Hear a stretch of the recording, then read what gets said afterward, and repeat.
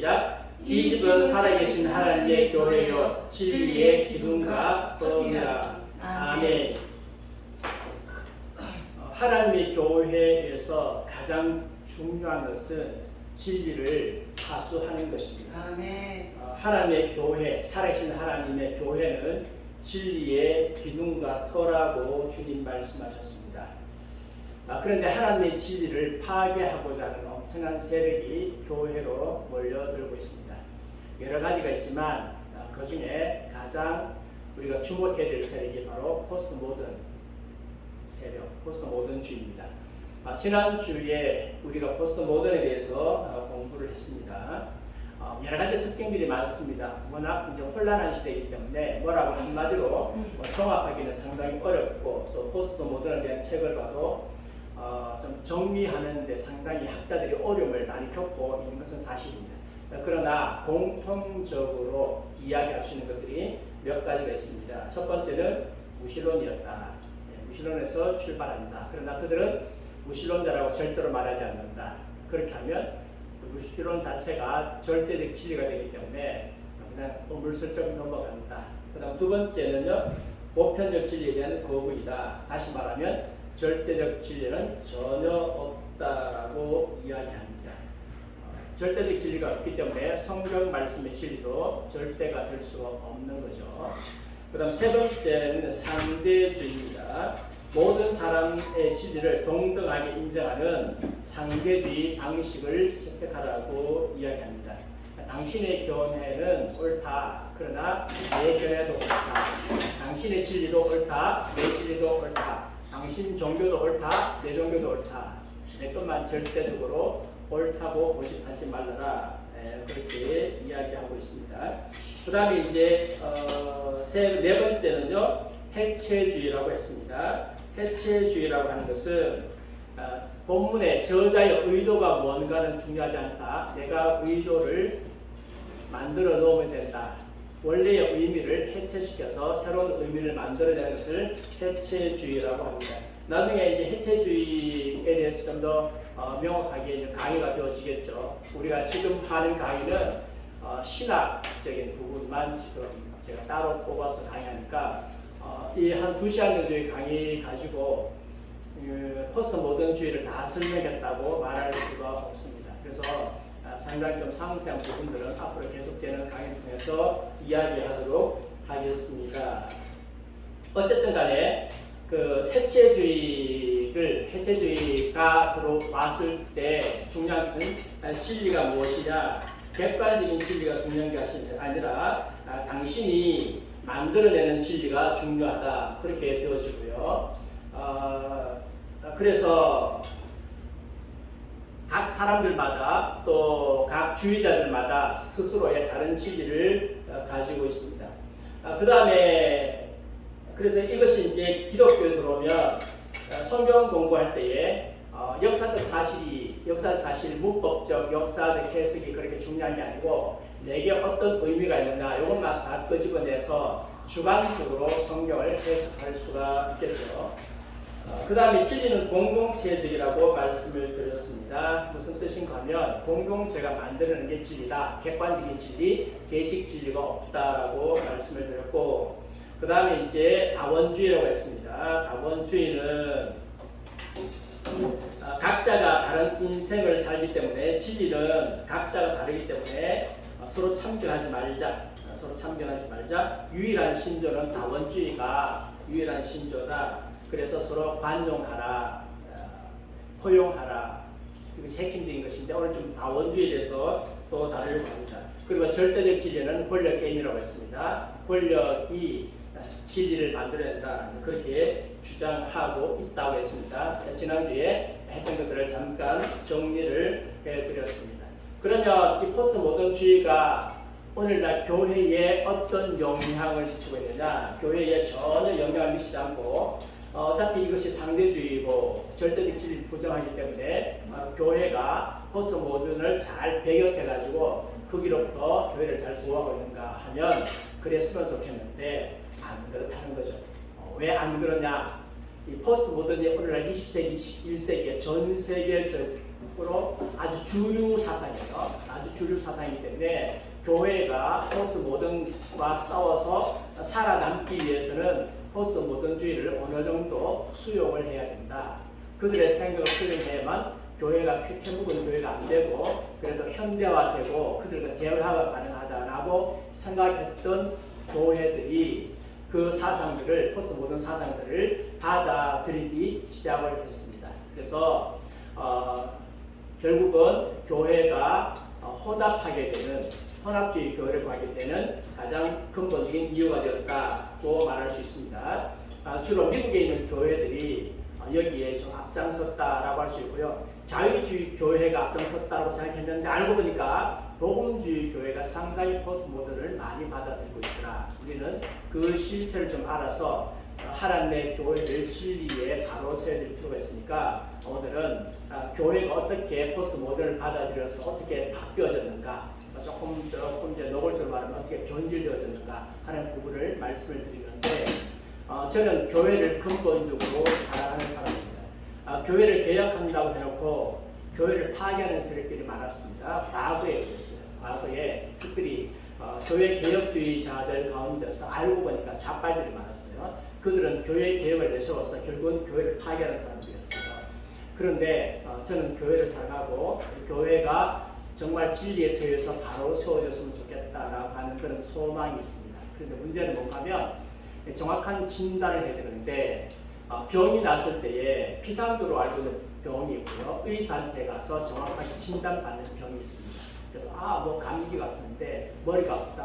뭐 감기 같다. 조금 더 심한 것 같다. 그런데 실제로 머리가 아픈 이유가 가만히 보니까 내부에 암이 걸렸다. 그래서 머리가 아프다. 등등 뇌결석이다. 그럴 수 있잖아요. 정확한 진단이 필요한데 오늘 교회의 문제는 좀 더 정확하게 진단해서 그럼 어떻게 고쳐서 어떻게 하나님의 교회를 세울 것인가 하는 그 부분인데 그거는 각자 교회가 해야 될 부분이죠. 교단이 알아서 해줄 부분이 아닙니다. 그러면 각자 교회가 알아서 하려고 하면 알아야 되거든요. 알아야 되는데 실제적으로 너무 이 사상의 세계가 너무 섞여져 있어가지고 알아내기가 쉽지 않거든요. 그래서 이런 강의를 통해서 이런 부분들은 교회가 지금 포스트 모던 사상을 받아들였습니다. 그러니까 여러분 고치십시오라고 하면 오늘 강의를 들었던 분들이 또 목사님들이 우리 교회가 포스트 모던에 나도 모르게 물들었구나. 내가 이거를 고쳐야지. 교회를 고쳐서 순수한 교회를 만들어야지 라고 하는 그런 운동이 일어날 수 있고 그런 운동만 일어난다면 정말 감사한 일이죠. 몇몇 교회라도 이렇게 되어서 순수한 교회가 됐다면 그들을 통해서 여호와의 복음이 여호와를 아는 지식이 온 세상에 전파되지 않겠습니까? 그리고 혼합주의적인 것을 가지고 복음 전할 수 없잖아요. 순수한 것을 가지고 전해야 되기 때문에 그래서 무엇이 우리의 순수함을 깨뜨리는가 그것을 좀 알 필요가 있어서 오늘 말씀을 드립니다. 절대로 교회를 치는 강의가 아닙니다. 아셨죠?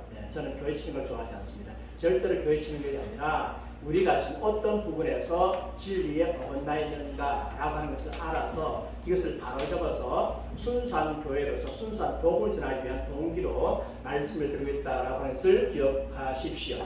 그런데 일부 교회가 포스트 모던을 받아들였는데 문제는 이 포스트 모던을 받아들였던 교회가 거의 많은 경우는 대형 교회들이에요. 큰 교회들이고 세계적인 영향력을 가지고 있는 교회들이라서 그 교회를 통해서 수많은 다른 교회들이 포스트 모던을 받아들여서 교회가 혼합해지고 변질될 가능성이 많아서 그래서 그 교회들이 포스트 모던을 어떤 부분을 받아들였고 그래서 어떻게 되었는가 그런 부분들을 좀 말씀을 드리려고 합니다. 첫 번째는요, 포스트 모던을 받아들이는 교회는 고객의 필요를 채워주라. 소위 말하는 필요 중심적 전도 많이 들어오셨죠? 교회의 고객의 필요를 채워주는 복음을 전해야 된다. 그래서 그들이 싫어하는 것은 바꾸라고 합니다. 그래서 이제 교회를 세울 때에 제일 먼저 하는 것은요, 시장 조사를 합니다. 시장 조사를 해서 시장이 싫어하는 것. 지금 현재 기업들이 물건을 만들 때에 뭘 하는가 하면 시장 조사예요. 고객의 입맛을 알거든요. 우리나라 라면이 세계에서 제일 맛있어요. 우리나라는 일단 만들면 정말 감칠맛 나게 잘 만들어요. 입맛을 아주 사로잡는데 어떻게 입맛을 사로잡는가 하면 고객에 대한 연구를 정말 많이 하거든요.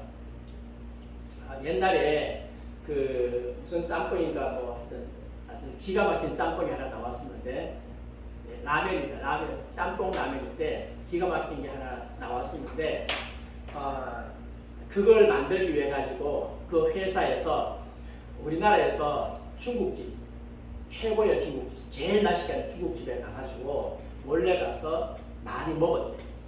먹어가지고 그 맛을 불맛이다 그 맛을 그대로 해가지고요. 그래서 그걸 갖다가 만들어야 되는 거예요.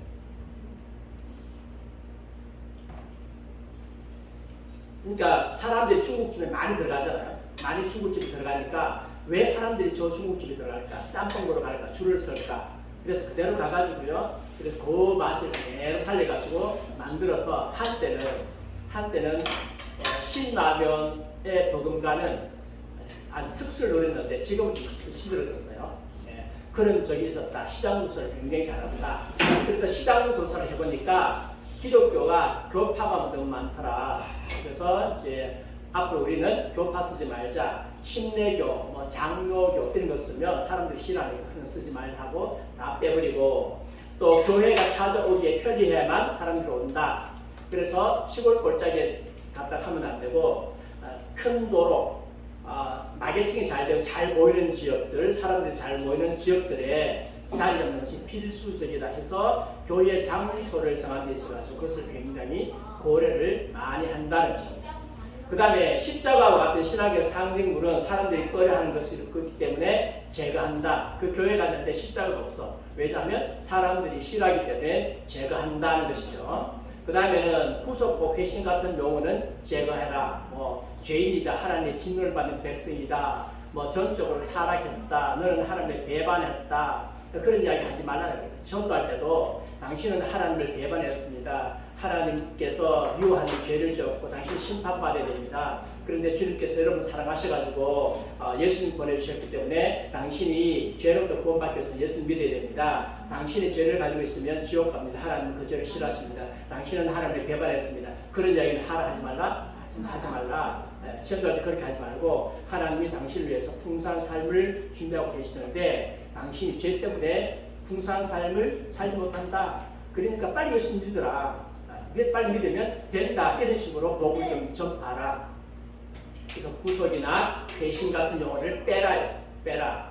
그리고 지옥과 심판 같은 부정적인 용어를 긍정적인 용어로 바꾸라. 뭐 죽는다, 심판받는다 그런 용어 쓰지 말고 긍정적인 용어를 바꿔서 그래도 듣기에 부담스럽지 않도록 그렇게 해라 라고 합니다. 그래서 포스트 모던의 영향을 받았던 목사님 이런 분들의 설교는 굉장히 부드럽고 사람들에게 희망을 주고 소망을 주고 하지만 심판을 외친다거나 회개하라든지 그런 이야기는 하지 않는다라고 했습니다.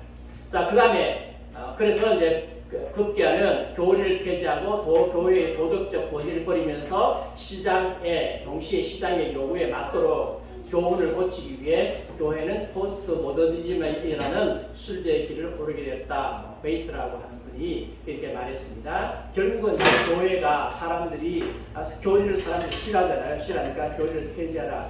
그래서 이제 요즘에는 교회 교리가 굉장히 많이 두들겨 맞죠. 우리는 교리가 중요한 게 아니라 하나님을 만나야 된다. 만남이 중요하지 교리가 중요하지 않다 하면서 교리를 두들겨 패고 복음이 중요하지 교리가 중요하지 않다라고 두들겨 패고 수많은 설교 들었어요. 심심하게 교리 두들겨 패. 심심하게 패거든요. 그러면서 다 무너뜨리니까 교인들이 이제는 하나님의 진리에 대해서는 관심이 없는 거예요. 처음에 대해서는 관심이 많고 하다 보니까 이단들이 들어오는데 전혀 담비할 수 있는 형태는 아닌 거죠. 사상이 굉장히 중요한데 사상을 교회가 나서서 미리 무너뜨려 봐야 된다는 거죠. 뭘 패면서 심심하면 교회 때리고 심심하면 교리를 갖다 잡는 교리가 아니다. 그렇게 이야기해가지고 그렇습니다. 저는 교리 공부 많이 했는데 하면 할수록 꺼내갖고 하면 할수록 너무 좋은데 왜 교리가 그렇게 얻어맞아야 되는지 이해가 안 됩니다. 교리는 뭐냐? 교리는 하나님의 진리를 교리라고 해요. 하나님의 진리를 교리라고 합니다. 근데 이분들은 교리라고 했을 때에 교단의 특별한 어떤 교단만이 주장하는 그런 것을 교리라고 오해하고 있는 것 같아요. 아니에요. 여러분 교리 한번 공부해 보세요. 공부해 보면 그런 거 없어요. 정통적인 교회는요, 하나님의 보편적 진리에 있어서는 차이가 없어요. 거의 없어요. 거의 없어요. 여러분 침례교하고 장로교하고 교리 차이 있는 줄 아십니까? 99%도 똑같아요. 똑같습니다. 단 하나 침례나 세례나 이것 때문에 하는 거지 다른 거 다 똑같아요. 여러분 성공회하고 장로교의 교리 차이 있는 줄 아십니까? 존 스타트 목사, 그 다음에 또 누구예요? 등등 이렇게 유명한 신학자들 다 성공회예요. 근데 책 읽어보면 차이가 없어요. 거의 차이가 없어요. 예전 차이는 좀 있어요. 예전 차이는 좀 있지만 교리 차이는 거의 없어요. 왜냐하면 칼빈주의를 그냥 다 받아들이고요. 거의 다 받아들여요. 교리는 거의 대부분이 칼빈주의 교리를 가지고 있어요. 성공회도. 또 침례교도 똑같아요. 똑같습니다. 그리고 감리교, 요한 웨슬레가 교리를 완전히 뒤바꿔가지고 편집하십니까? 아니에요. 그대로 원래 이 장로교, 칼빈의 교리가 들어가면서 거기서 좀 체험하자 몇 가지만 살짝 자기를 좀 주장하고 있는 게 있어요. 근데 큰 문제가 아니거든요. 큰 문제가 아니기 때문에 각 교단에서 교리들이 서로 좀 다르더라도 여러 부분을 좀 다르더라도 우리 그거 가지고 마지 말자. 서로 이단이라 말하지 말자. 이단이라 말하지 말자. 근데 큰 게 중요한 게 아니고 큰 게 아니라 작은 거니까 서로 이거는 안 맞더라도 너무 싸우지 말고 이거는 그냥 구원받는 지장 없다. 근데 전체적인 교리는 다 똑같아요. 전체적인 교리가 다르면 어떻게 되느냐? 이단이 돼요. 그런 교리가 다를 때 다 이단이 돼가지고 이단의 교리가 달라요. 근데 큰 틀로 기독교는 다 교리가 같아요. 근데 교리가 나쁘다. 교리가 사람을 살리는 게 아니다. 교리를 믿으면 안 된다. 이거는 이 양반이 포스트 모더니즘을 무리를 들었는지 뭐 때문에 그런지 모르지만 좀 생각을 많이 해봐야 됩니다. 근데 제가 제일 싫은 말은 교리가 중요한 게 아닙니다. 이런 사람 제일 싫어요. 그러면서 거기다가 자기 체험한 거 이야기해요. 결국 자기가 말하는 거, 자기가 체험한 주관적 진리를 갖다가 이게 사람들 받아들이도록 하려고 하다 보니까 객관적인 진리를 쳐야 되거든. 그 이단이죠. 포스트 모던주의자들이 진리를 경멸하는 것을 발견하고 포스트 모더니즘 교회는 권위적인 진리 제시를 통해서는 결코 잃어버린 자에게 다가갈 수 없다고 단정하게 되었습니다. 그래서 포스트 모던주의자들은요, 진리 싫어요. 왜? 진리는 없다, 상대주의적이다 라고 말하잖아요. 그러니까 진리가 상대적이라고 말하는 사람들에게 진리는 절대적이다. 하나님만, 예수님만 믿어야 된다. 예수님이 내가 곧 길이요 진리요 생명이 나로 말미암지 않고는 아버지께로 올 자가 없다고 말씀하셨다 라고 했을 때 그 사람들이 경멸하기 때문에, 그럼 그 사람들이 다가가기 위해서 어떻게 되느냐? 우리가 뭘 양보해야 된다? 진리를 양보해야 된다. 이렇게 나오는 거죠. 그래서 절대적인 진리를 가지고 있다고 주장하는 것은 속이 빤히 들여다보이는 권력자과 같은 것이기 때문에 오늘날 신뢰받지 못한다. 니체가 말했는 진리는 주장하는 것은 절대적인 권력 장악하기 위해서 진리를 주장한다. 그냥 인정하는 거예요. 해서 교회가 이 진리를 양보를 하는 거예요. 양보를. 작은 교회가, 우리 교회 같은 경우는 양보해도 별로 영향이 없어. 근데 큰 교회가 양보하니까 그 큰 교회 성장을 본받기 위해서 목사님들이 많이 모였다가 영향을 받는 거예요. 그래서 전 세계로 퍼져나가는 거예요. 그래서 교회의 복음이 변질된 굉장히 중요한 책이 큰 교회에 있어요. 그것도 교회 성장 세미나에 수많은 목사님 모아가지고 여러분 교리가 중요하지 않습니다. 처음이 중요합니다. 한마디 하면 사람들이 거기에 감동받아가지고 그 다음에 하나님의 진리를 무시하고 교회에서 하나님 말씀 안 가르치고 그런 현상이 벌어진다는 것입니다. 그 다음에 진리 전략을 너무 공개적으로 쓰지 말라고 했습니다. 사람들은 무엇을 원하는가? 사람들은 자신들이 느끼는 필요가 채워지기를 원하고 일종의 신앙 체험을 원한다. 그들의 사고방식을 이해하라. 그래서 성도들이 오늘날 진리는 다 좋다. 하나님도 믿고 예수님도 믿는데 나는 뭘 하고 싶다? 체험하고 싶다. 나 좀 체험하고 싶다. 그래서 그들의 뭘 채워주라? 필요를 채워주라. 체험해주라. 그래서 체험을 해줘야 되는데 더 이상 죄로부터 구원, 그리스도 안에서 의로움, 또 우리 주님과 함께하는 천국의 미래 등 구시대 복음은 효과가 없다. 당신은 죄로부터 구원받았습니다. 예수님에서 의로운 땅을 받습니다. 믿음을 잘 지키고 예수님 잘 믿으면 천국 갑니다. 이것은 오늘날 별로 효과가 없다. 사람들이 별로 이렇게 신입하지 않는다. 그게 진짜인지도 모르겠고, 진리가 상대적이기 때문에 나보고 자꾸 믿으라고 말하지 말라. 객관적인 진리를 보고 믿으라고 하지 말라. 부디가 그렇다는 거죠. 부디가 그러니까 교회에서는 더 이상 이런 것을 가지고 해가지고는 교회 유지가 안 되겠다 해가지고 싹 바꾸는 거죠. 예수님은 당신 결혼 생활을 행복하게 해주신 분, 또 아메리칸 드림을 보장해 주신 분, 오늘날 한국 같으면요, 사회적 지위를 보장해 주시는 분, 직장을 주시는 분, 또 좋은 학교에 들어가게 하시는 분, 그 다음 외로움을 달래주시는 분, 요즘에 인기 많습니다. 예수님 외로움을 달래주시는 분. 그래서 그런 가스펠트도 많이 나와 있어요. 나의 외로움 누가 달래주지? 그 다음에 능력을 공급해 주시는 분, 우리를 행복하게 해주시는 분으로 묘사를 하라. 그러면 사람들이 이게 현실적이다. 옛날 보면 맨날 천국 이야기, 죄 이야기 했는데 그 별로 현실적이지 못했는데 귀에 딱 떨어졌는데 그것보다는 예수님이 나의 외로움, 나의 상처받은 마음을 해결해 주시는 하나님 너무너무 좋다. 결혼 생활 해결해 주시는 분, 나의 성격의 모호한 부분을 해결해 주시는 분 너무너무 좋다. 그래서 이제 그들이 원하는 바로 이거다죠. 그래서 객관적인 기독교들은 객관성으로부터 공동체적인 체험으로 진리의 객관, 다시 말하면 무엇이 진리인가, 하나님께서 말씀하신 진리, 우리가 참으로 믿어야 될 진리가 무엇인가 하는 이것보다는 체험이다. 하나님을 체험하라. 진리보다 체험이 중요하다라고 이렇게 바꾸어야 된다. 체험 중심으로 가야 된다. 그리고 이성적인 논쟁보다는 삼위일체냐 아니냐 싸우지 말고, 이원론이냐 일원론에 싸우지 말고, 이분설이냐 삼분설 서로 싸우지 말고, 주관적인 호소로 마음에 주관적으로 와닿도록 만들어주는 게 중요하다.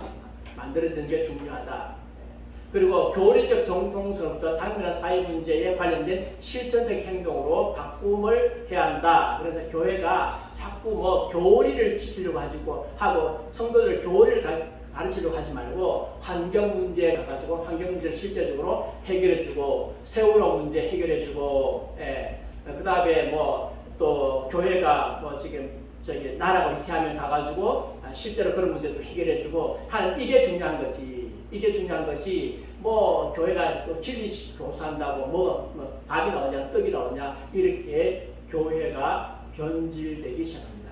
이것은 교회의 변질은요, 좌측에 약간 속해 있는 교회도 변질되지만 이쪽 우측에 속해 있는 교회도 상당히 변질될 가능성이 많고 현재 그런 조짐이 보이고 있다는 것입니다. 그 다음에 행복한 복음. 교회는 예수 그리스도의 십자가를 통해 죄에서 구원받았다는 확신을 이끄는 설교 대신에 사람들이 기운을 낼 수 있도록 보완된 좋게 느끼는 메시지를 설교한다.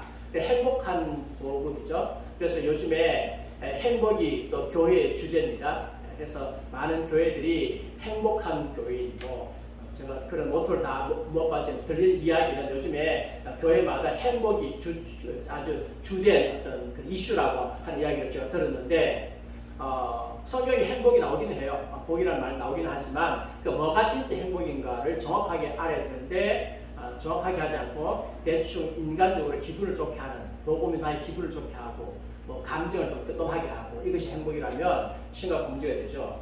어떤 사람들은 포스트모더니즘적인 문화를 진리가 아닌 심리적 행복감이 지배하는 지배적 가치가 되는 심리치료 문화로 묘사했다. 이 시대의 교회 역시 신학을 심리치료로 대체하고 싶은 유혹에 직면해 있다. 그래서 성도들이 각종 상처를 받고 오는데 심각한 문제가 있는데, 복음을 제시해서 복음을 통해서 그 사람의 영혼을 고치려고 하지 않고 심리치료를 해가지고 고치려고 하는 그런 성향들이 굉장히 많이 있습니다.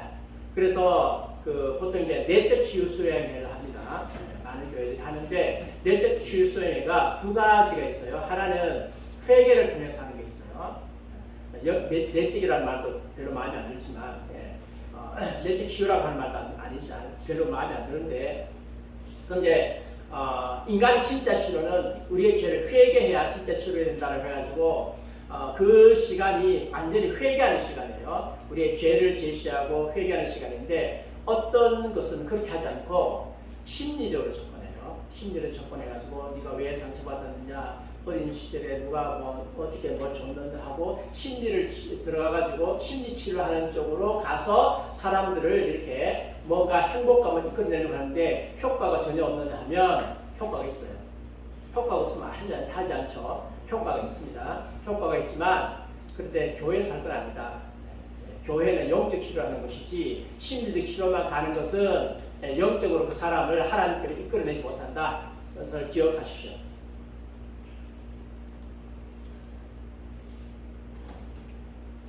이 모델에 따르면 전도는 죄인에 대한 하나님의 심판이나 예수 그리스도를 믿는 신앙에 의해 주어지는 하나님의 은혜로운 구원에 대한 선포를 포함하지 않게 된다. 오히려 전도는 단지 하나님이 사람을 얼마나 사랑하시는가를 가르치는 것이다. 하나님은 정말로 누구든지 다 심판하기를 원치 않으신다. 하나님은 모두가 자신들에 대해 좋은 기분을 갖기를 원하시고 일생을 살면서 행복하기를 원하신다. 이것이 행복한 복음의 핵심입니다. 그래서 여러분 복음을 제시하려고 하면 정확한 복음을 제시하려고 하면 죄인에 대한 하나님의 심판을 이야기해야 됩니다. 청교도들 보십시오. 내가 지금 죄를 지어서 하나님의 진노를 받아서 지옥불에 들어가게 됐어요. 나는 지금 너무너무 위기에 빠져 있어요. 내가 위기에 빠져 있는데 그래서 나는 죄 때문에 절망을 느끼게 돼. 나는 하나님을 배반했어. 하나님이 지금 나에게 진노하셨어요. 그래서 하나님의 진노로부터 내가 구원을 받아서 하나님 앞에 나가서 진노로부터 구원받기 위해서 내가 뭘 했느냐? 내가 회개해야 거야. 나의 죄를 자백하고 하나님 이런 내가 죄를 짓지 않고 하나님을 내 삶의 왕으로 모시겠습니다. 내 죄를 구세주 되신 주님께서 용서하시고 깨끗게 하시고 그러면 내가 이제는 하나님을 위한 예수 그리스도를 위한 삶을 살겠습니다. 완전히 내 죄에 대해서 주님께서 얼마나 진노하시는가를 내가 알고 거기서 절망을 느끼고 주님께 구원의 동아줄을 잡게 해달라고 기도하고 그래서 주님께서 주시는 구원의 동아줄을 잡고 내가 예수님 안에서 변화됐어. 이 복음이다. 사람들이 죄에 대해서 말하면 싫어하고 싹 뺀다고 하나님은 당신을 사랑하십니다. 당신이 행복하길 원하십니다. 그래 나 지금 행복한데 조금 더 행복할까? 예수 한번 믿어볼까? 그렇게 해가지고 하니까 이 사람은 결국 복음을 받아들이지 않게 되죠. 가짜 복음을 받아들이게 됩니다. 그래서 예수 그리스도를 전혀 알지 못했더라도 성령에 의해서 천국으로 인도될 수 있는데 하나님부터 벗어난 사람들은 그와 같은 풍산 삶의 길을 놓치게 될 것이다. 예수님을 그렇게 강조하잖아요. 성령에서 당신도 갈 수 있다 이렇게 심지어 여기까지 이야기하는 사람들도 있다. 이런 것은 뭐라고요? 가짜 복음입니다. 포스트 모든 교회가 제시하는 복음은 진짜 가짜 복음입니다. 가짜 복음이에요. 그래서 성경은 심리 복음, 행복 복음을 안다 모른다? 몰라요. 포스트 모든 진리관을 가진 사람들은 상당히 영적일지 모르지만 예수님이 전한 복음을 알지 못하면 그리스도인이 아닙니다. 그래서 이렇게 변질된 복음을 믿고 있는 사람은 그리스도인이라고 말할 수 없습니다. 참된 복음 안으로 들어와야 됩니다. 종교개혁자들이 제시했던 복음, 그 다음에 청교도들이 제시했던 복음, 정통 복음으로 돌아와야 합니다. 교회가 오늘날 이렇게 변질되어 있다면 돌아와야 된다는 것입니다. 흑암의 왕국에 사로잡힌 자입니다. 이런 사람들. 그 다음에 가짜 혁신입니다. 포스트 모던 세계관의 가장 큰 위협은 뭐라고요? 가짜 혁신입니다. 진짜 혁신이 아니다는 거죠. 사람들은 죄인을 구원하신 하나님에 대해서 찬양을 올리지만 나를 구원하셔서 나 구원받았다 하지만 회개 안 했는데 이 공허한 찬양을 하는 자들은 사실상 구원받지 못한 자들입니다. 그래서 정확하게 하나님께 회개하고 돌아와야 합니다. 회개하지 않고 구원받았다 하는 것도 아무 쓸모가 없는 것이다. 그래서 교인들 기분 때문에 회개를 제시하지 않는다. 그거 가짜입니다. 그 다음에 보겠습니다. 두 번째 특징은 포용주의입니다. 포용주의.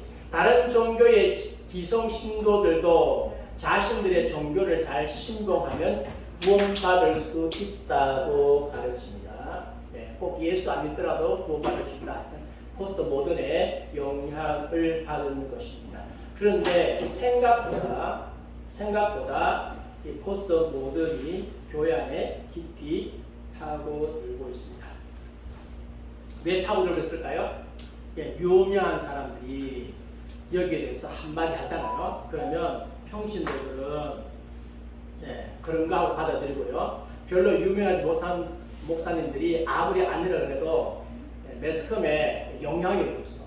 영향이 없으니까 그들의 목소리를 붙이고 유명한 사람이 한마디 하면 막 모든 신문들, 모든 글이 다 떠드는 거예요. 다 떠드니까 그런 영향이 큽니다. 그래서 많이 받은 자에게 하나님께서 많이 요구하시는데 영향이 큰 자가 하나님의 지지를 외치지 않으면 하나님께 받을 심판도 더 크다는 것을 기억해야 됩니다.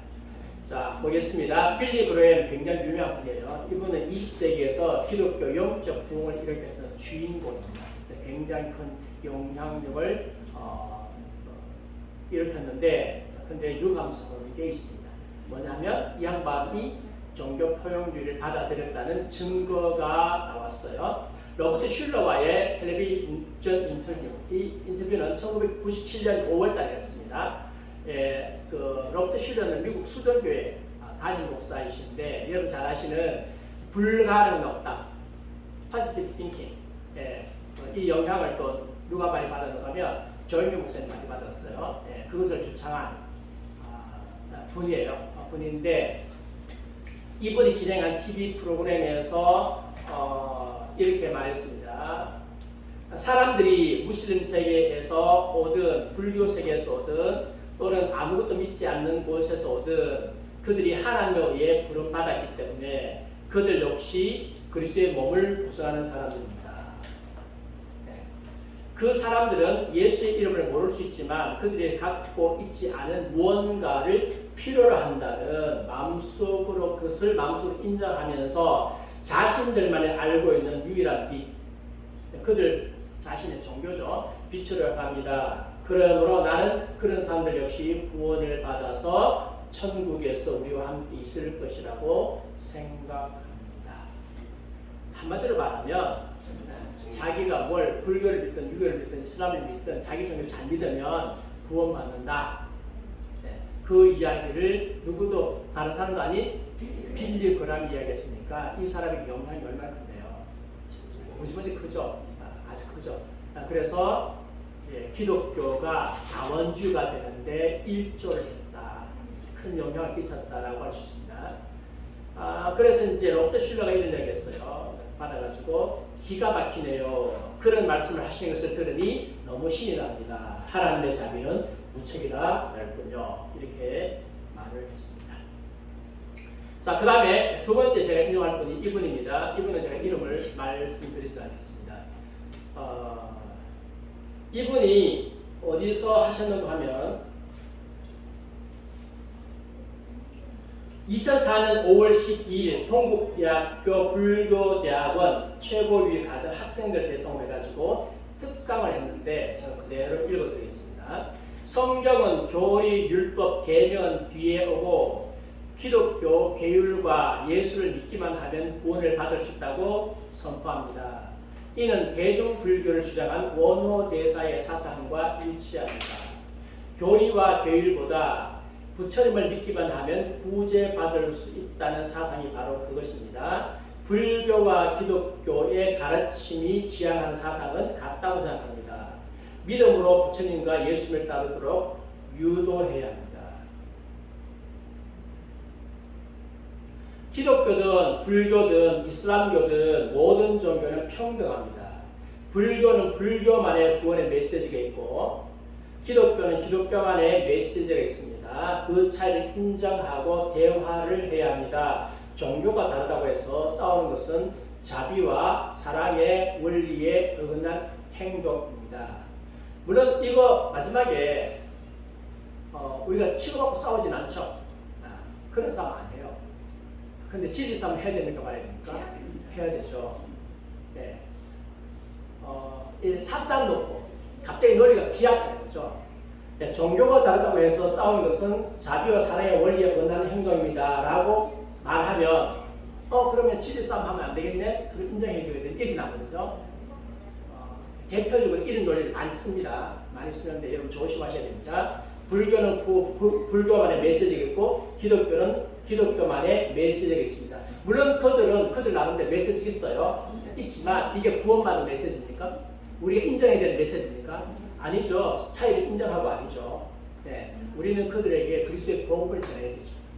그리스도의 복음을 전해야 됩니다. 대교회 목사님이 세계적 영향력이 있는 목사님이 이렇게 하니까 다른 분들이 암만 이야기해도 별로 설득력이 없고 이분이 말했는데 이렇게 되면 다른 사람들의 말이 목표 들어가지 않죠. 그러나 이분의 말보다 훨씬 더 중요한 게 뭡니까?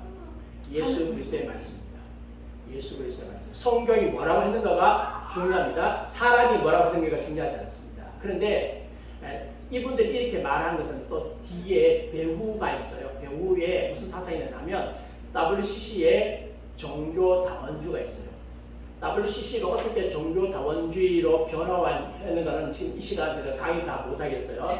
그거 이야기하면 복잡해지고 1시간 이상 또 해야 되니까 넘어가고요. 핵심적인 것을 제가 좀 말씀드리겠습니다. WCC는 역사적으로 종교다원주의적 행위를 많이 했어요. 많이 해봤고 그동안 이제 쭉 이런 행동을 갖다 암시 많이 해봤어. 많이 해오다가 결정적으로 종교다원주의를 선포하게 된 게 바하르 선언문이에요. 바하르 선언문. 요 뒤에 보이는 거 요게 바하르 선언문 홈페이지 캡처한 부분인데 1990년 1월 15일 날 바하르 선언문이 발표가 됐어요. 이것은 1991년에 호주 캔버라에서 열린 WCC 제7차 총회를 위한 공식 문서입니다. 이 문서에는 서론 종교다원주의에 대한 신학적 이해, 기독교와 종교다원주의, 성경과 종교다원주의, 종교 간의 대화 등으로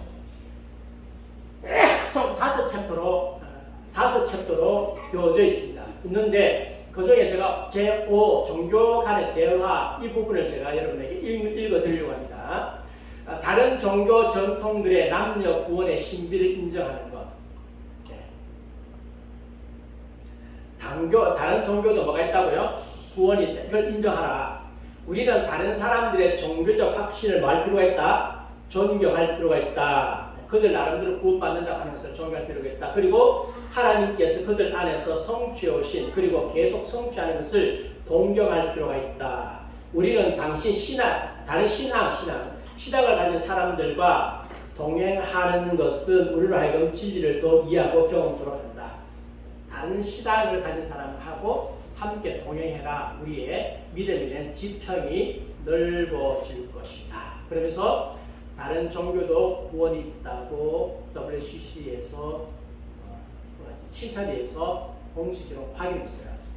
그러면서 총회에서 이런 결의안을 내었습니다. 다른 신앙인들과 상호 존중, 책임, 대화의 각서를 채용하라. 존중하라. 책임, 대화. 그 다음에 두 번째는 전 세계에 있는 WCC 교단들과 에큐메니칼 파트너들로 하여금 그들의 본래의 신앙의 모습을 교환하는 데 동참할 것을 요구한다. 그들의 신앙의 본래의 모습을 교환하는 데 그렇습니다. 다른 종교도 구원이 있다. 다른 종교를 존중해라 하면서 산하에 있는 모든 교회들이 따라 수용하라고 그랬습니다. 우리나라는 이 WCC 문제 때문에 굉장히 큰 교단의 분리가 있었어요. 제가 알기로는 1959년인데 WCC에 참석했던 목사님들이 와가지고 보니까 여기 심각한 문제가 있더라. 그래가지고 보고를 하니까 일부 교회에서는 기독교는 하나가 되어야 된다 하면서 WCC를 계속 해야 된다고 주장하고 또 안 된다, 찔리시켜야 된다고 하면서 이렇게 아주 그냥 교단이 나눠졌어요. 나눠졌는데 그게 소위 말하는 합동과 통합으로 나눠졌습니다. 그러니까 합동 측은 공식적으로 WCC를 반대하고 통합 측이나 다른 교파들은 공식적으로 WCC를 지지하고 있어요. 지지하고 있는데 지금 최근에 WCC를 지지하는 교단 안에 있는 교회들이 가만히 보니까 이건 아니다.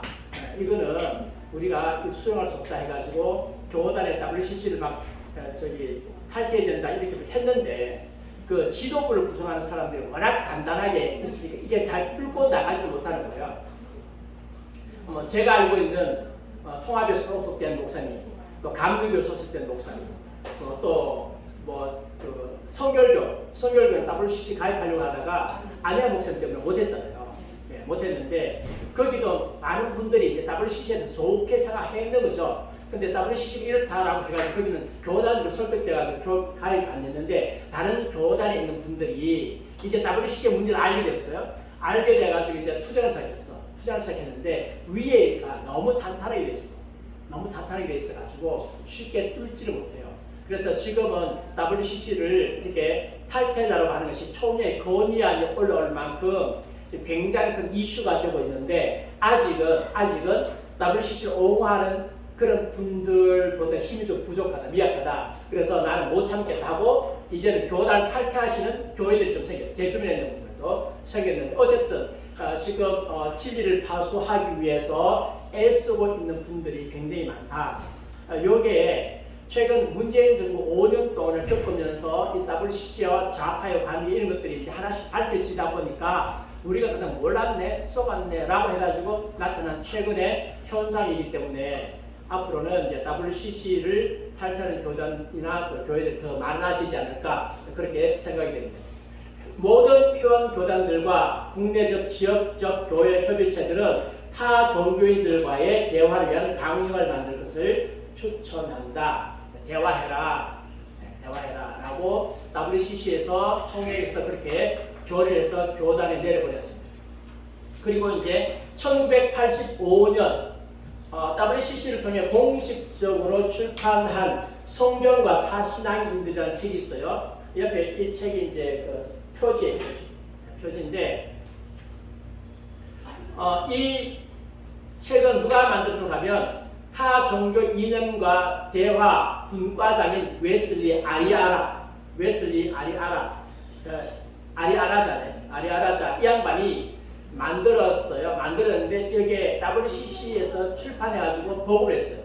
보고를 했는데 여기에 무슨 내용이 나오느냐? 그러니까 여기에 있는 이 양반이 지은 책은 WCC의 공식적인 입장이라고 해도 괜찮습니다. 절대적인 의미에서 진리는 누구도 파악할 수 있어요, 없어요? 파악할 수 없으면 예수 왜 믿어요? 이게 지금 그 종교 다원론자들, 포스트 모던주의자들이 말하는 게 아니에요. 지금 누가 말하는 거라고요? 교회, 복음주의. 이 양반 복음주의자인지 모르겠지만, 이 양반이 말하는 거라. WCC의 타 종교 이념과 대화 분과장 이 양반이 누구도 파악할 수 없고, 예수에 관한 기독교의 주장들이 그 성요한과 성바울 그리고 성경이 그렇게 주장하기 때문에 절대적이라고 말해서는 안 된다.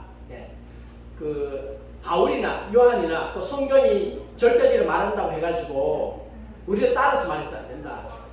이렇게 말한 거예요. 오해 많이 됐죠? 그래서 이 바탕에 뭐가 있느냐? 이 바탕에 결국 포스트 모더니즘이 있다는 거죠. 그 물 먹고 나니까 이렇게 바뀌었다는 거예요. 이교들도 같은 하나님의 자녀들이며 회개할 자들이 아니다. 그러니까 이교들들 보고 가서 뭐 하지 말라? 회개하라고 하지 말라. 외치지 말라. 기독교의 신, 힌두신, 무슬림 신이 따로 있는 것이 아니라 하나님에 대한 기독교적 이해, 힌두적 이해, 이슬람교적 이해만 있을 뿐이다. 타 종교인도 하나님의 자녀이므로 우리는 형제 자매요 순례자이지 이방인이 아니다. 같은 신을 놓고 같은 신인데 같은 절대적 신인데 기독교적 입장에서 본 신, 힌두적 입장에서 본 신, 그 다음에 무슬림에서 본 신, 각자의 서로의 견해가 이해가 다를 뿐이지 똑같은 신이다. 그러므로 모두 다 하나님의 자녀다. 이렇게 나오죠. 이런 교회 다니고 싶어요. 우리 이미 공부했잖아요. 힌두교의 신 똑같은 거예요? 안 똑같죠? 무슬림 신 딱 똑같아요? 안 똑같아요. 우리는 한 창조주 하나님께 속한다. 힌두교도는 회계 대상이 아니라 그는 동료 순례자이다. 이렇게 만들어가지고 WCC를 통해서 공식적으로 퍼뜨렸습니다. 전 세계에. 근데 교회가 뭐 했어요? 침묵했죠.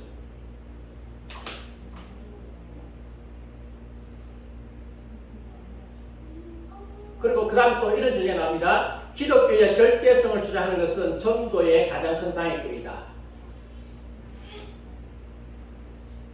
만일 당신이 나에게 참된 증거의 가장 큰 방해꾼이었던 한 가지 요인을 골라내라고 요청한다면 나는 어떤 그리스도인들이 그리스도에 대한 절대적 주장들이 그것이라고 말할 것이다.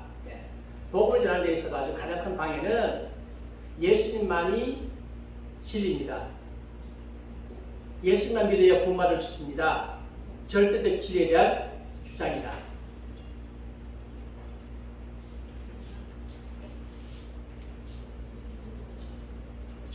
종교다원주의자들이 주장하는 게 아니고 소위 기독교인이 이렇게 말해가지고 세계적으로 영향력이 가장 큰 WCC라는 기관을 통해 가지고 전 세계에다가 책을 퍼뜨린 거죠.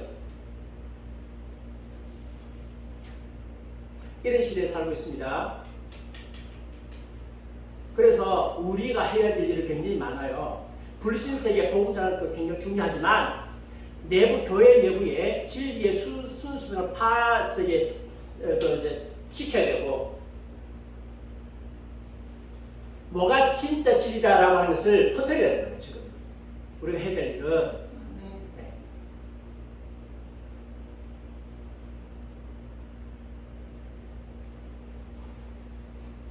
그래서 목회자를 구할 때 반드시 해야 될 것이 사상 검증이에요.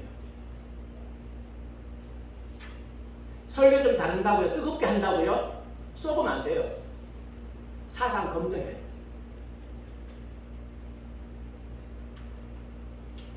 교회가 사상 검증 못하면 그 교회는 죽는 겁니다. 뜨거운 것은 얼마든지 포스트 모던 시대에 인위적으로 만들어낼 수 있어요. 인위적으로 다 가능해요. 그리고 상당히 많은 교회들이 그 뜨거움을 인위적으로 만들어내요. 진짜 그리스도의 성령 안에서 뜨거운 교회도 있는 반면에 만들어낸 뜨거움도 많다니까. 그리고 그것이 가능해. 아이들 다 그렇게 하잖아요. K-팝 전 세계적으로 사람들을 완전히 정신마비시키잖아요. 지금 그게 불가능하겠어요? 가능하지. 얼마나 좋은 악기들이 많은데. 그리고 얼마나 지금 사람의 감정을 울리는데 발달되는지 아십니까? 여러분 가수들이 그냥 노래하는 것 같아요. 얼마나 그들이 그냥 감정 이야기 하니까 그냥 흘러나오는 감정인 줄 아십니까? 아닙니다. 그거 다 기획된 감정이에요. 노래를 이렇게 부르면 사람이 눈물샘이 탁탁 터진다. 그거 다 연구해가지고요. 그렇게 한다고요. 여러분 김호중이가 노래 부를 때 그냥 부른 줄 아십니까? 얼마나 머리가 좋은데 요즘 성악가들 노래 부를 때 그냥 부른 줄 아십니까? 성악에 두 종류가 있어요. 하나는 발성 중심의 성악이 있어요. 이 양반들은 발성이 중요하다라고 하는 거예요. 근데 요즘에는 발성 중심보다는 테크닉 중심이에요. 발성이 조금 못 따라하더라도 사람들이 듣고 감동해야 된다는 거죠. 그러니까 제일 좋은 건 발성도 좋고 테크닉도 좀 되잖아요. 근데 발성을 익히는 것이 생각보다 쉽진 않잖아요. 이게 뜬구름 잡는 거라고요. 그래서 발성도 다 제각기 다 다르고 그러니까 하다 보면 너무 힘들고 어떤 성악가들은 발성보다 테크닉으로 가는 거예요. 그래서 어떤 어느 부분을 어떻게 하면 사람들이 더 듣기가 좋고 어떻게 하면 감정이 더 막 하고 이거 연구 엄청나게 많이 해요. 유행과도 마찬가지고 대중음악도 마찬가지고. 그래서 사람의 감정을 이렇게 일으키는 것에 대해서는 연구를 굉장히 많이 해놨어요.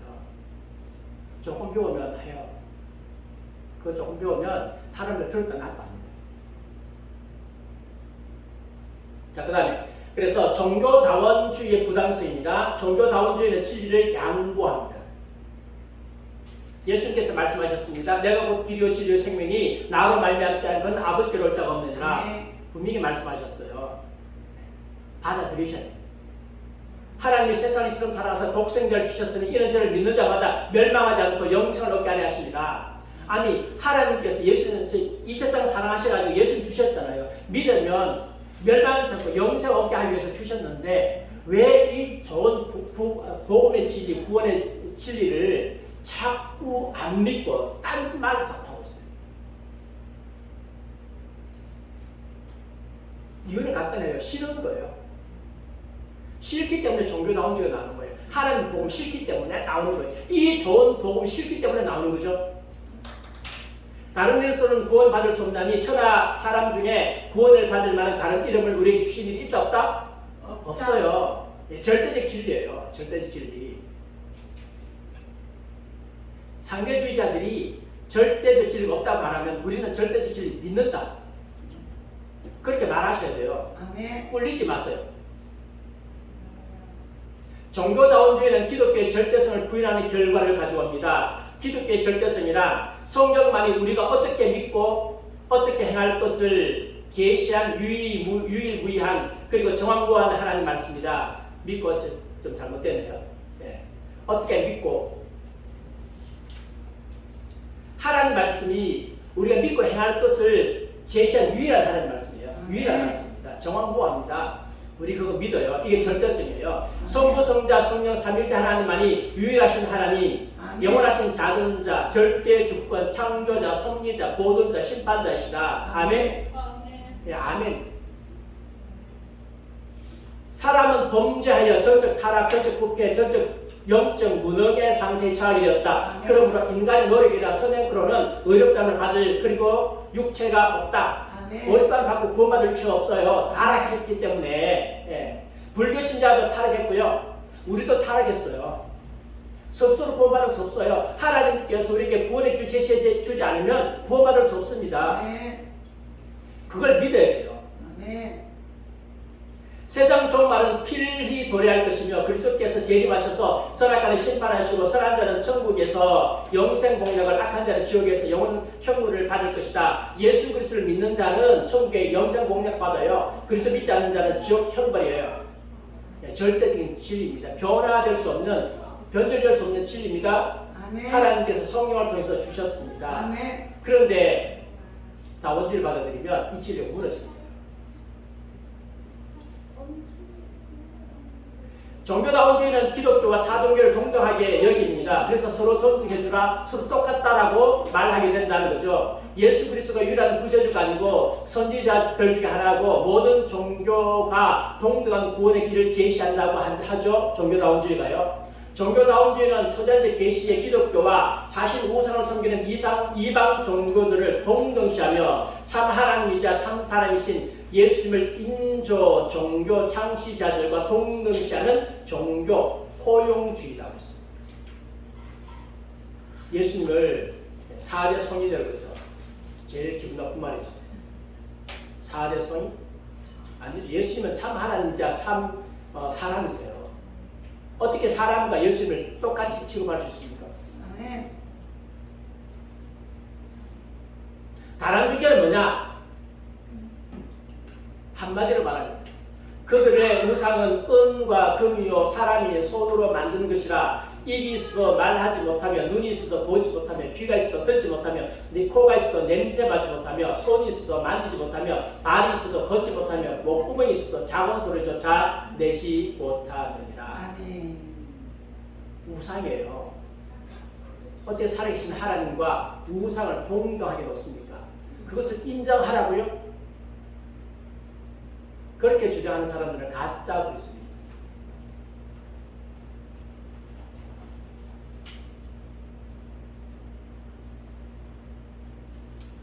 그 다음 종교다원주의는 예수 그리스도의 지상명령과 교회의 사명을 대적합니다. 그러므로 내가 가서 모든 민족을 제자로 삼아, 누구의 제자? 예수 그리스도의 제자로 삼아 아버지와 아들과 성령의 이름으로 세례를 주고 내가 너에게 분부한 모든 것을 가르쳐 지키게 하라. 볼지어다 내가 세상 끝날까지 항상 너희와 함께 있으라고 하셨습니다. 아멘. 우리에게 세계 복음화에 대한 사명 맡기셨는데 종교다원주의를 받아들이는 순간 그렇게 할 필요가 없어요. 그러니까 복음 전파하고 딴짓하고 있는 거예요. 환경 보호한다. 몇 년 전에 반야을 교회에서 총회 열렸잖아요. 그때 가셨잖아요. 네. 예. 가셨는데 저 목포가 거기서 온 무슨 뭐 교회 무슨 단체인가 뭘 했는지 아십니까? 뭐 환경을 보호하자, 뭐 갯벌을 보호하자. 예. 그거 하고 있었어요. 우리 나라 살기 위해서 가는데 그렇게 중요합니까?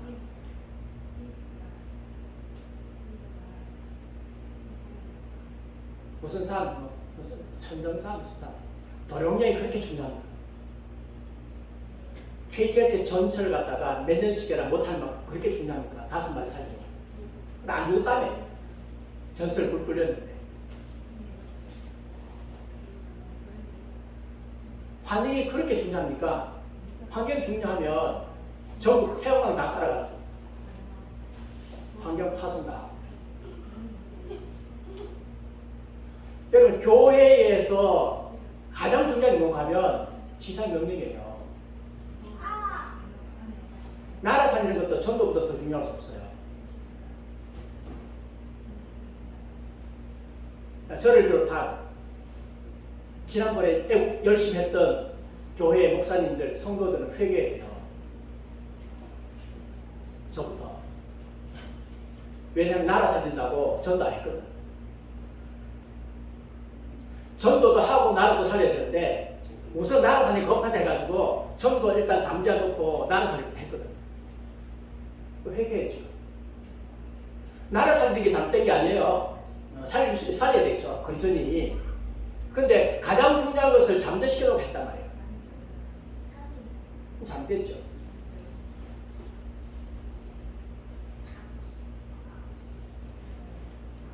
그래서 우리 회개하고 지금 열심히 전도하고 있지 않습니까?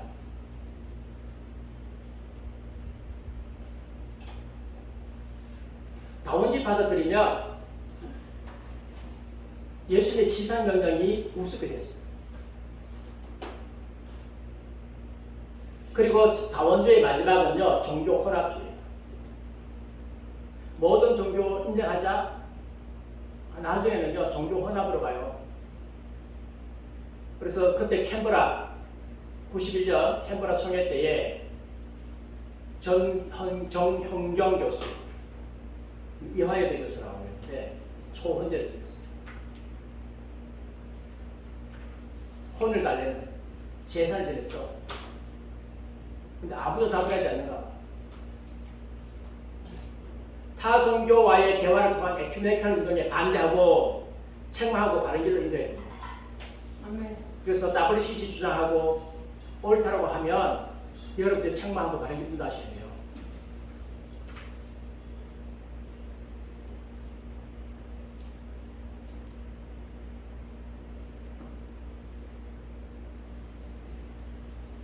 그 다음에는 신비주의, 실용주의적 신학입니다. 이게 포스트 모던에 물든 교회입니다. 포스트 모던에 물든 교회가 포용주의를 주장한다고 했죠. 그래서 종교다원주의를 주장한다고 했어요. 네, 모든 교회가 다 그런 건 아니고 네, 그렇게 주장하는 교회들이 굉장히 많습니다.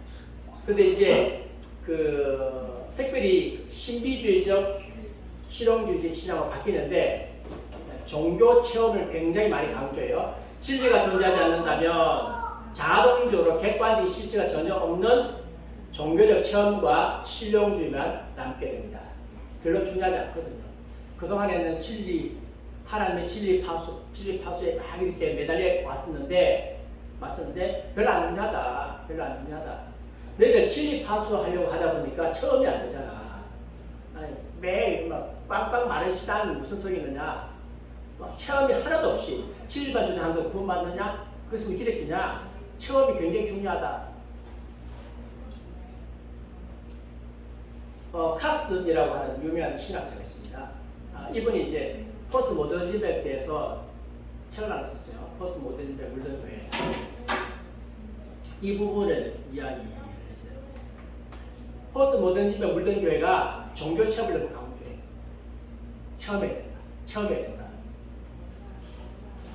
뭐 체험이 나쁜 건 아니죠. 예수 믿는 교회가 체험이 나쁜 건 아니죠. 그런데 반대로 체험해야 된다고 강조하면서 뭐가 중요한 게 아닐까? 교리가 중요하다. 그렇게 교리가 중요한 게 아니다. 진리가 중요한 게 아니다. 진리를 잠재워놓고 뭘 믿든 상관없다. 대신에 체험하자. 그러면 왜 이것이 중요한 것이 아니다를 말하냐? 진리를 주장하니까 뭐가 안 되더라? 체험이 안 되더라. 교리를 주장하니까 체험이 안 되더라. 교회에서 성경 공부 열심히 하니까 체험이 안 되더라. 그래서 만나 빼자. 진리 빼자. 체험을 하자. 카슨의 아버지가 목회자였던 거예요. 목회자인데 이런 이야기 했습니다. 우리 아버지는 진리를 굉장히 사랑하셨다. 그리고 체험도 많이 하셨다. 우리 아버지에게는 진리를 사랑하는 것과 체험하는 것에 갈등이 전혀 없었다. 근데 왜 오늘날 교회는 체험하려고 하니까 진리를 추리려고 하느냐? 아니 진리를 사랑하고 얼마든지 진리를 받아들이고 얼마든지 주님을 경험할 수 있다, 체험할 수 있다. 왜 체험하면서 진리를 추리하느냐? 그 의도가 있다는 거지. 나쁜 의도. 그건 이제 물들은 거죠. 포스트 모던 물들어가지고 진리를 추려야 누구 말만 들어요? 자기 말만 듣지. 자기가 체험했다는 거, 자기 꿈꿨다는 거, 자기가 하늘 계시를 봤다는 거, 자기 말 듣잖아요. 그러니까 자기를 만다고 높인다고. 진리를 괜히 죽인 줄 아십니까? 성경이 진리를 죽여놔야 자기가 높아지는 거예요. 자기 체험이 높아지는 거예요. 자기 체험을 객관화시키는 거예요. 자기 체험을 성경화시키는 거죠. 사이비 종파 교주들이 그렇게 하세요. 그리고 성경의 진리를 왜곡시키죠. 뭐 이긴 자는 이만이다.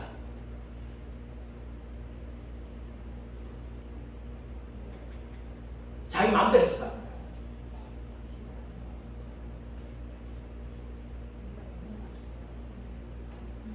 골로새서 2장은요, 그리스도를 아는 참된 지식 안에서 발견되는 본질을 신비주의의 그림자들과 경건하지 못한 세대의 헛된 철학과 바꾸는 것에 대해서 경고하고 있습니다.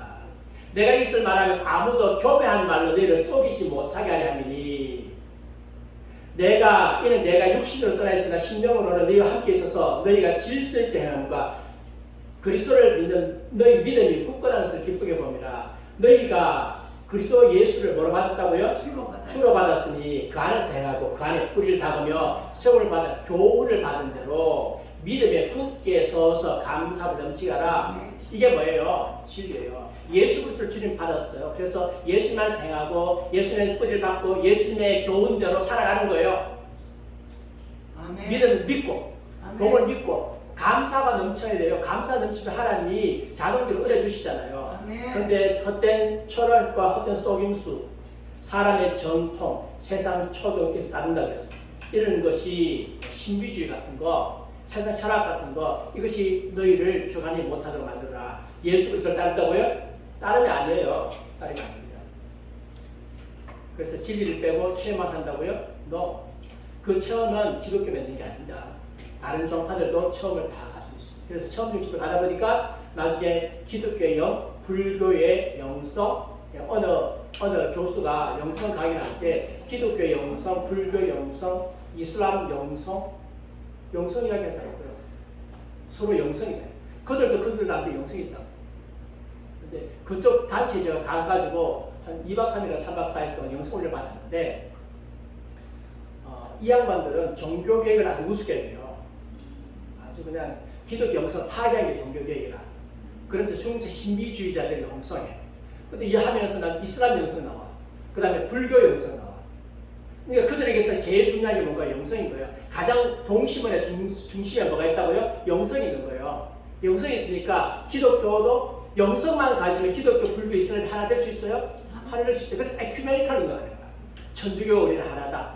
그래서 그 단체에서 거기서 나온 책들이 메디테이션, 묵상이라는 말이잖아요. 묵상이라는 말을 뭐로 번역했느냐? 관상이라는 말이죠. 왜 관상이라고 번역했느냐 물어보니까 앞으로 종교 통합에 천주교 통합하려고 하면 천주교에서 쓰는 말을 우리가 받아 써야 된다.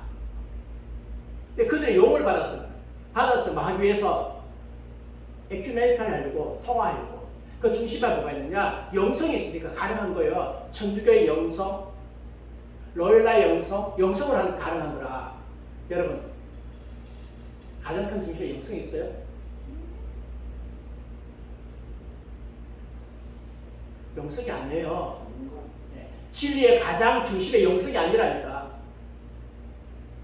진리의 가장 중심에 영성 넣으면 안 돼요. 영성을 넣게 되면 모든 게 하나 통합될 수 있어. 왜? 진리가 중요하지 않기 때문에. 진리의 가장 중심에는 십자가 부활이에요. 아멘. 십자가 부활이 가장 중심에 있어야 돼. 그럼 십자가 부활을 안 믿으면 구원 못 받는 거예요. 십자가 부활이 가장 중심에 있었는데 오늘날 영성을 주장하는 양반들, 특별히 이 포스트 모던의 영향을 받은 사람들은 영성을 드는 거라. 그게 뭘 준다고요? 체험을 드는 거라. 십자가를 믿든 안 믿든 상관없어요. 체험하면 되는 거라. 교회 와서. 그러니까 체험할 수 있는 각종 도구들 다 해가지고 분위기 일으키니까 체험이 되잖아요. 그러니까 진짜인지 가짜인지 모르고 은혜 받았다고 좋아하는 거라.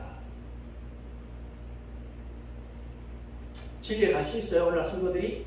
관심 없어요. 옛날에 1980년대, 90년대나 하더라고요. 성도들이 진리에 얼마나 관심 많은지 몰라요. 큰 교회가 컸는데 그 교회가 기복주의를 전하고 있는 거야. 목사님이. 그러니까 성도들이 나는 복음의 진리를 전하는 교회를 가겠다. 난 작더라도 복음 진리를 제대로 전하는 교회를 가겠다고 해가지고 작은 교회로 옮기고 그런 성도들이 많았는데 오늘 없잖아요. 오늘 없어요. 진리가 중요하지 않아. 저 교회가 나를 행복하게 해주느냐, 내게 체험을 시켜주느냐, 안 하는 이게 훨씬 중요한 거라. 가서 체험이 되면 그 진리를 말하든 안 하든 상관없이 그냥 받아들이는 거예요. 성경과 기독교의 역사의 최고 사상가들은 초대를 내포하는 그 메시지가 진리이기 때문에 부도자들로 하여금 하나님께 두도록, 신앙을 하나님께 두도록 초대하는 반면에 오늘날 기독교인들은 다양한 이유 때문에 믿고 있다. 사람들은 효과가 있어서 실용주의예요. 자신들의 경험상 진리로 느껴져서 주관주의. 내가 느껴보니까 진리 같다. 그들에게 있어서 진리, 상대주의. 내게는 이게 진리야. 그래서 믿음이 진리가 되어지는 겁니다. 다 나름대로요. 다 나름대로 진리가 돼요.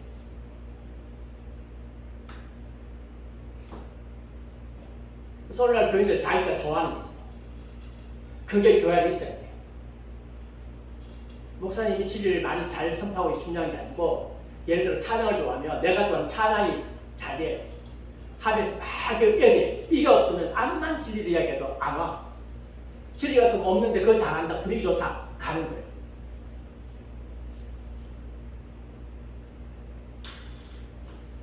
기독교 신앙은 효과가 있어서 진리가 되는 게 아니고 진리이기 때문에 역사하는 거예요. 아멘. 진짜는요. 진리이기 때문에 역사합니다. 진리가 내 속에 들어오면 그 역사에 가요.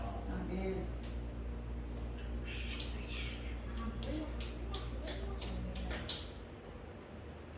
그래서 저는 찬양하면서 성도들을 대표기 위해서 찬양해야 될 이유가 없어졌다. 그렇게 할 필요가 없는 거예요. 그다음 찬양하면서 그 가사가 마음속에 들어오면 눈물도 나고 뜨겁고 감격이 되는데 일부러 막 그냥 사람을 대피려고 막 그냥 같은 거 계속 반복해서 눈물 날 때까지 계속 불러야 돼요.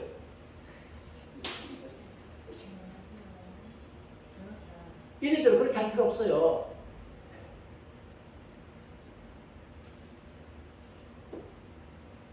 우리가 체험하기 때문에 진리가 되는 게 아니고 진리이기 때문에 진심으로 그리고 영광스럽게 체험하는 거예요. 아멘. 진리이기 때문에 아멘. 우리가 진리를 믿고 아멘. 진리를 주신 하나님께 감사하면 하나님의 체험이 되어졌습니다. 이게 체험입니다. 제가 체험 부인하는 게 아닙니다. 그동안에 얼마나 많은 그리스도인들이 체험해 왔습니까? 무엇 안에서? 진리 안에서. 아멘. 네, 그래서 요나단 에드워드 책 읽어보면 자기가 그분 숲속을 잘 다녔어요. 숲속을 다니면서 예수 그리스도의 사랑에 대해서 하나님의 은혜에 대해서 깊이 묵상하는 거예요. 묵상했는데 갑자기 눈물샘이 터지고 하나님의 영광이 임하고 막 어떻게 두치할 수 없어가지고 거기서 여러 번 경험을 했어요. 한 시간 동안 눈물 흘리다 그랬어요. 막 이거 열심히 해가지고 한 게 아니고 막 이거 해라 한 게 아니고 하나님 묵상하고 예수 묵상하다가 눈물샘 터지는 거예요. 막 성령이 충만하고 그리스도가 임재하고 그래서 그 능력 가지고 교회에서 설교하니까 교인들이 뒤집어진 거죠. 오늘날 여기에 물든 양반들은 굉장히 많은 교회들은 잘하려고 해요.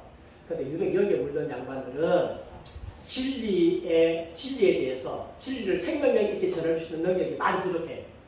그러니까 분위기를 만들어가지고 그 분위기 가지고 사람들이 주려고 하거든요. 근데 그게 생명이 아니죠. 진리가 없는데 무슨 생명이 됩니까? 이미 진리 다 팔아먹었는데. 그러니까 몇 번의 교인들 썼거든요. 1년 단위, 2년 단위니까 공부한 거라. 그래가지고 분위기는 좋은데 교인들이 서서히 빠져나가. 왜 그렇습니까? 진리가 없고. 그러니까 자꾸 또 쇼하는 거예요. 진리에 대한 주장과 교리를 뭐라 한다고요? 처음으로 판단해요. 처음 했던 이유로 그 일이 진리가 된다고 믿는 개념이 기독교 진영에 대해서 빠르게 확산됩니다. 아, 이건 처음 했어. 진리야. 아니죠. 진리를 믿으면 처음이 되어지는 거예요. 진리가 아닌데 처음 했다? 가짜지 뭐. 누군가의 처음이 성경의 판단의 기준과 맞지 않다고 넌지시 비추면 그 사람 뭐 한다고요? 화입니다. 오늘 그렇잖아요. 어느 유명한 목사님이 자기가 천국 갔다 왔어. 갔던 행동은 개차반이야. 그러면 당신 천국 갔다 왔는데 왜 그래 행동이 개차반입니까? 그래 말 못하는 거라. 왜? 주변에 추종자들이 너무 많아가지고 함부로 말하면 화를 있잖아요. 아니 천국에 사람 만나고 왔는데 예수님 만나고 왔는데 어떻게 행동을 그렇게 개차반일 수 있어요?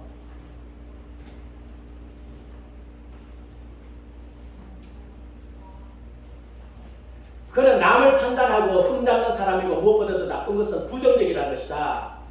절대로 부정적으로 말하지 말라. 그렇게 말하죠.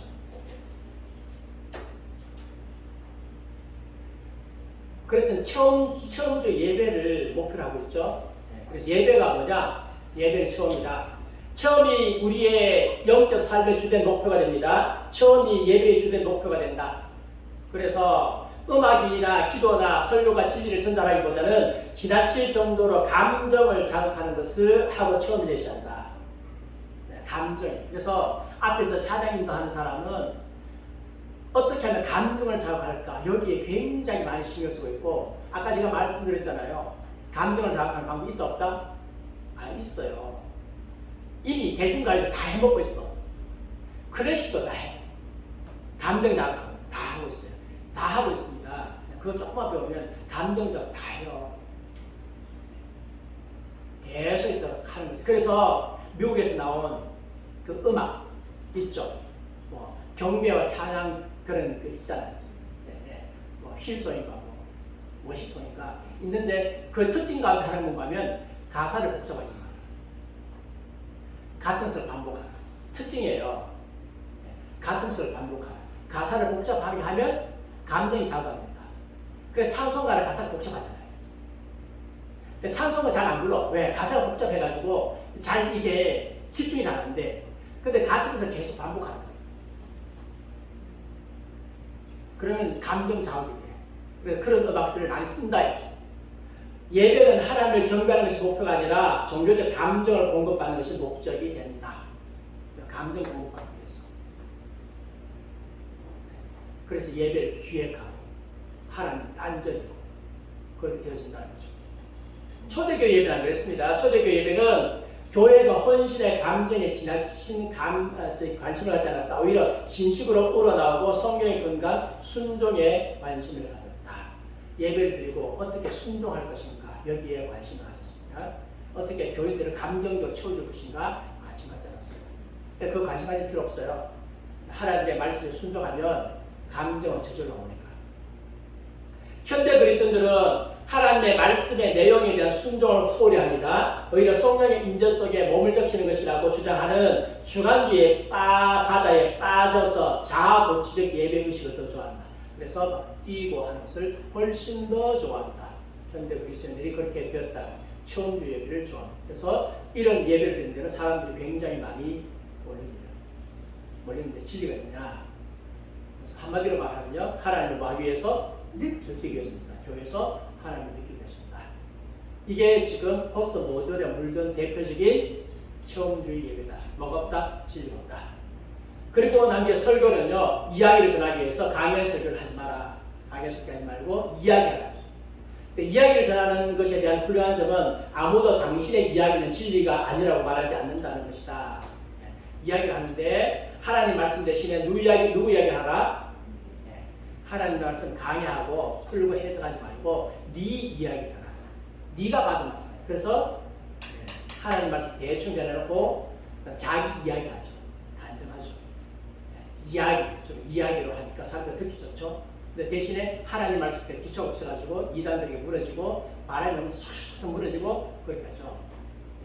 뭐 이야기도 하지 말라고 그랬나요? 내가 받은 하나님 간증할 수 있죠. 근데 무엇에 바탕에서? 하나님 말씀을 바탕에서. 하나님 말씀을 강의하면서 나중에 적용도 하잖아요. 적용하면서 얼마든지 내가 받은 하나님 또 내가 경험하는 이야기할 수 있습니다. 근데 왜 성경을 왜 무시해요? 성경 말씀을 강의를 쭉 해가면 저는 제 이야기 하려고 하다가 성경 말씀 쭉 강의하다 문맥이 안 맞아. 그래서 땡기 한두 가지 아니에요. 어느 본문 딱 보면 어떤 이야기 기억나잖아. 이거 해야 되겠다. 근데 성경을 쭉 강의하다 보면 문맥상 맞지가 않아. 다른 문맥에서 하죠. 성경 말씀이 굉장히 중요해요. 하나님 말씀을 전하는 게 중요한데 근데 또 너무 하나님 말씀 강의만 하고 해서 적용만 하면 그게 또 살아있을 수 없어요. 말씀을 잘 해석하고 그것을 잘 적용했을 때 또 내가 받는 하나님 이야기했을 때 살아나는 거죠. 제 말 죽이지 말아요. 그죠? 왜 하나님 말씀 왜 죽여요? 말씀은 말씀이다. 그래서 설교 듣고 나면 하나님 말씀을 알아야 되잖아요. 말씀을 알고 적용하고 그렇게 해야지. 말씀 얘기 하나도 자기 이야기가. 근데 그런 이야기를 지금 주장하는 분들이 많이 있다는 거죠. 그래서 우리는 포스트 모던주의자들과 뭐 해준다고요? 대결해라. 대결. 고난받을 각오하십시오. 나로 말미암아 너희를 욕하고 박해하고 거짓으로 너희를 거슬려 모든 악한 말을 할 때는 너희에게 복이 있나니. 지금 진리를 위하여 저항할 때입니다. 진리가 통치할 때 평화를 깨는 것이 죄듯이 진리가 무너지겠을 때 평화 속에 남는 것 또한 죄라는 사실이 명백하지 않는가. 그러므로 평화가 주일 때가 있고 평화가 주의가 아닐 때가 있다는 것이다. 나약한 자들이란 진리를 알지만 오직 자신들의 관심 속에 있을 때만 진리를 유지하고 그 외에는 진리를 버리는 자들은 나약한 자들입니다. 그래서 이 시대가 포스트 모던 시대가 되어지고 모든 사람들이 포스트 모던이 옳다고 말하고 또 그런 교회 부흥한다고 말하고 있을 때 그 시를 안 따라가고 뭐 한다고요? 하나님 진리를 따라가는 것. 그래서 교인이 떨어진다 할지라도 진리를 따라가는 것. 이게 하나님이 한 거죠. 네. 그래서 진리가 지금 공격받고 있습니다. 진리 존재 자체로 받고 있어요. 지금 현재 그렇다는 거죠. 진리가 중요한 것이 아니라 사람들은 자신들이 느끼는 방법, 자신들의 체험 그리고 자신들의 필요를 충족시키는 것에 훨씬 더 관심을 많이 가지고 있습니다. 현대 교회가 그렇습니다. 그래서 현대 교회는 일종의 슈퍼마켓이에요. 굉장히 다양한 상품들을 갖다 놓고 마음대로 뭐 먹으라고요? 골라서 먹어라. 그래서 뭐 자녀 교육도 하나 있고 뭐 기도도 있고 뭐 이것도 있고 저것도 있고 여러 가지 해가지고 교인들이 중간에 필요한 거 놔가지고 마음껏 취해가는 거죠. 다양하게 알아서 먹어라.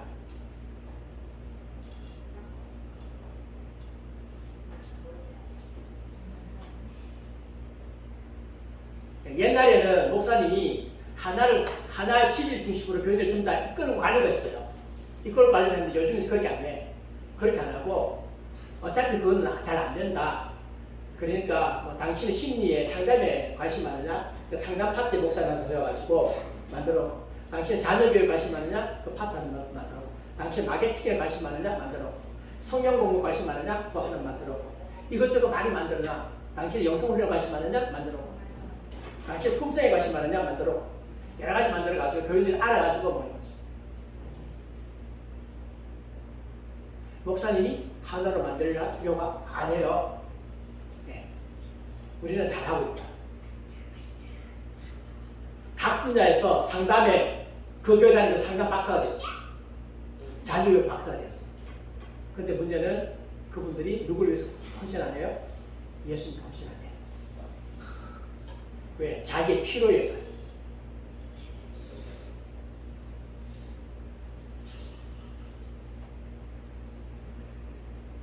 그래서 교회가 컸는데 뭐가 없다? 힘이 없어.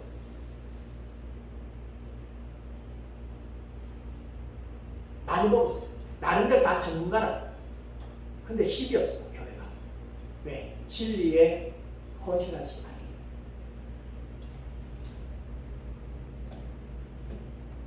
슐라이마크가 종교는 교리적인 문제가 아니라 감정과 직관과 경험에 관해서 느껴야 된다. 감정적으로 느껴야 된다. 그렇게 말했어요. 교리가 아니라고 했어요. 그렇기 때문에 신앙의 근본적인 것들이 급속도로 빠져나갔습니다. 결국 그는 하나님의 말씀이 아닌 경험에 의한 창조가 설교의 목표다. 네가 하나님 말씀을 해석하고 있지 마라. 네가 경험한 하나님을 이야기하는 게 설교다. 그러니까 설교가 뭐로 빠져요? 주관주의로 빠져요.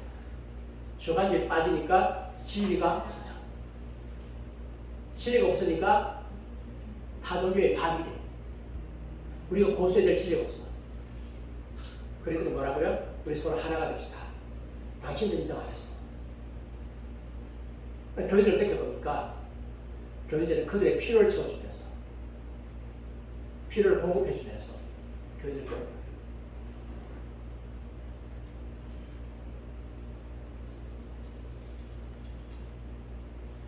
자유주의자들은 기독교 교리를 향해서 직접 도전하지 않았습니다. 기독교 교리가 아닌 삶이라는 견해로 신약성경에 권위를 주장했습니다. 교리가 아니라 삶이다. 교리가 아니라 삶이다. 네. 그래서 오늘날 교회 성장 전문가들이 뭐라고요? 교리가 아니라 경험이다. 네. 교리가 아니라 체험이다. 뭘 무너뜨렸어요? 네. 교리를 무너뜨렸습니다.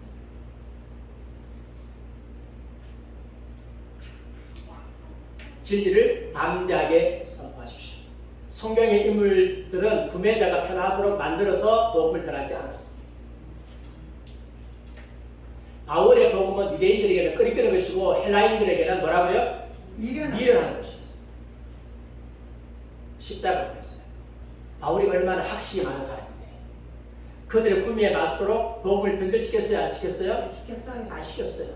그래서 여러분 불신자 만나면 당신이 이대로 살면 하나님이 진노하셔서 지옥 갑니다 라고 말해야 돼요. 여러분 남편들에게 이대로 살면 당신 지옥 갑니다 라고 말해야 돼요. 하나님께 돌아오라고 말해야 돼요.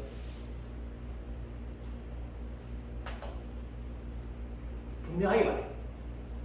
그게 진리예요.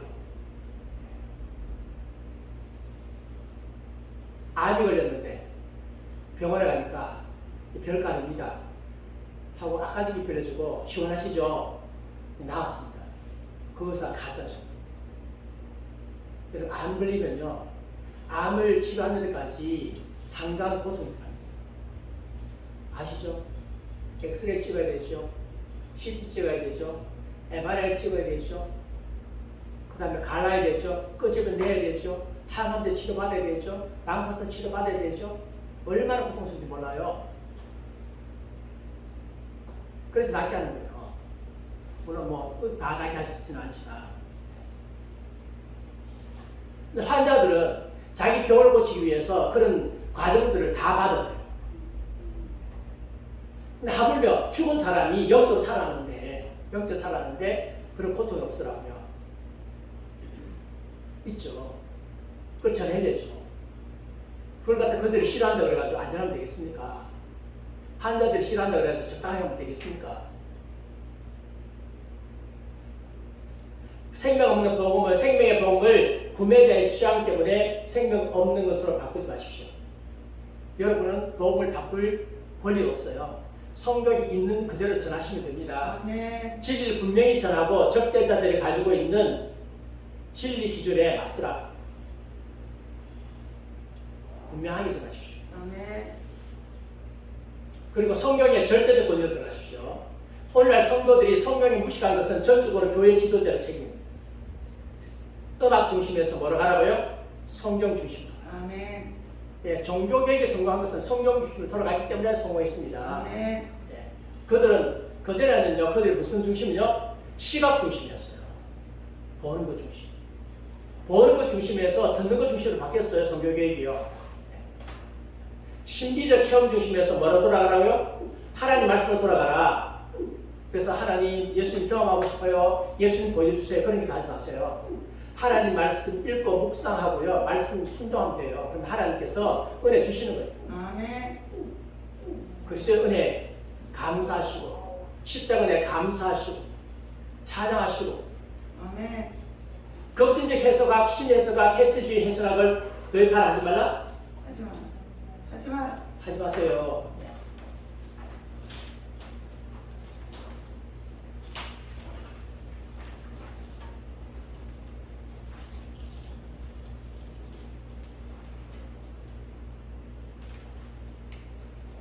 문법적 역사적 해석으로 돌아가십시오. 오늘 하나님께서 내게 무슨 말씀 주셨느냐 바로 보지 말고 그때 당시에 성경이 우리에게 어떤 진리를 주셨느냐 당시에 주신 진리를 해석하는 것 내게 적용하는 건 괜찮아요. 근데 그거 무시하고 바로 그냥 끌어당기가 주관적으로 하지 말라 그런 뜻입니다. 아멘. 그래서 큐티할 때도 좀 조심하셔야 돼요. 제가 오랫동안 큐티 지도했지만 성경 말씀이 우리의 삶의 삶과 교회의 중심이 되게 하라. 말씀 중심입니다. 말씀 중심. 성경 스스로가 우리에게 말씀하시도록 하라. 하나님 말씀하시면 우리는 순종하면 되는 거예요. 아멘. 내가 말씀을 만들려고 하지 말고 창조하려고 하지 말고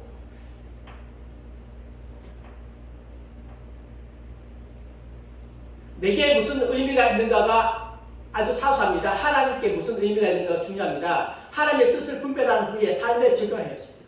하나님이 뭘 원하십니까? 주님 적용하겠습니다. 그렇게 하면 된다. 그 다음에 전도적, 변정적 전수 나가셔야 돼요. 불신자들과 논쟁에서 이기려고 하지 마십시오. 그들은 미련한 마음이 어두워져서 하나님을 거부합니다. 하나님 대신에 우상을 선택하는 자들입니다. 주님을 경배하기보다 죄악된 삶을 더 낫다고 생각하는 분들입니다. 그런 사람들이죠. 절대적 진리는 그들에게 당면한 문제가 아닙니다. 그래서 불신자들하고 논쟁하지 마시고 진리를 선포하십시오.